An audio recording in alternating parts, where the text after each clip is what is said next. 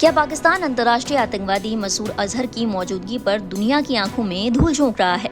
क्या उसका मकसद फाइनेंशियल एक्शन टास्क फोर्स की आंखों में भी धूल झोंकना है? और सबसे बड़ा सवाल, क्या अंतर्राष्ट्रीय समुदाय और FATF इस्लामाबाद के झांसे में आ जाएंगे? ये सवाल इसलिए उठ रहे हैं क्योंकि पाकिस्तान कह रहा है कि मसूद अजहर वहाँ नहीं है, अफगानिस्तान में है। उसने अफगान सरकार से भी यही कहा है कि वो मसूद अजहर का पता लगाए, उसे गिरफ्तार करे और पाकिस्तान को सौंप दे।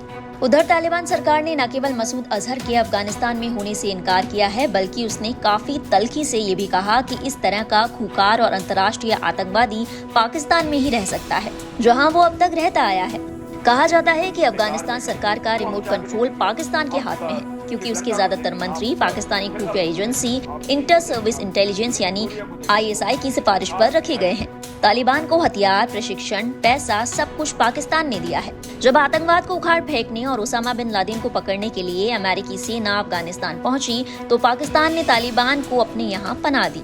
पिछले साल अफगानिस्तान पर तालिबान ने कब्जा कर लिया और प्रशासन को अपने नियंत्रण में ले लिया।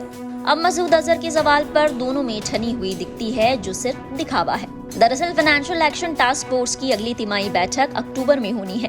FATF एक अंतर्राष्ट्रीय एजेंसी है जो आतंकवाद और ड्रग ट्रेड के वित्त पोषण पर नजर रखती है और ऐसा करने वाले देशों के खिलाफ कार्रवाई कर सकती है। पिछले महीने हुई बैठक में FATF ने पाकिस्तान को ग्रे सूची से बाहर करने से इनकार करते हुए ये कहा था कि इसने आतंकवाद के वित्त पोषण को रोकने के लिए पहले से अच्छा काम किया है, लेकिन अभी उसे और भी कुछ करना बाकी है। FATF के प्रतिनिधियों ने 29 अगस्त से 2 सितंबर के बीच पाकिस्तान का दौरा किया। इस यात्रा का मकसद ये जानना था कि इस्लामाबाद ने जून 2018 में FATF के साथ उच्च स्तर पर तैयार की गई 34 सूत्रीय कार्य योजना पर कितना अमल किया है। टास्क फोर्स ने इस साल फरवरी में पाया था कि पाकिस्तान ने सभी 34 बिंदुओं पर काफी हद तक अमल किया है, लेकिन इसके बाद पिछले महीने टास्क फोर्स ने ये भी कहा था कि आतंकवाद से लड़ने के 11 मानकों में से 10 में पाकिस्तान फिसड्डी साबित हुआ है।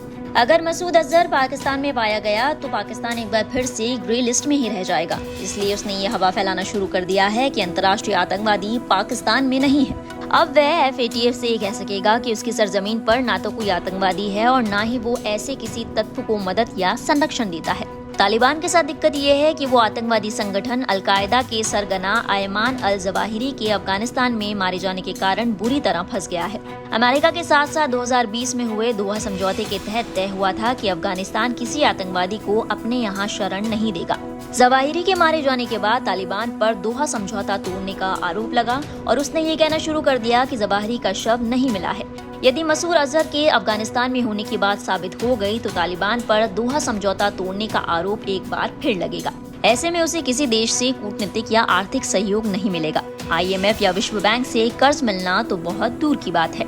इस मामले में पाकिस्तान की विश्वसनीयता पर संदेह हमेशा से ही रहा है। वो बार बार ये कहता रहा है कि मुंबई के बम धमाकों का मुख्य अभियुक्त दाऊद इब्राहिम पाकिस्तान में नहीं है, लेकिन बार बार पाकिस्तान में उसके होने के सबूत मिलते रहे हैं।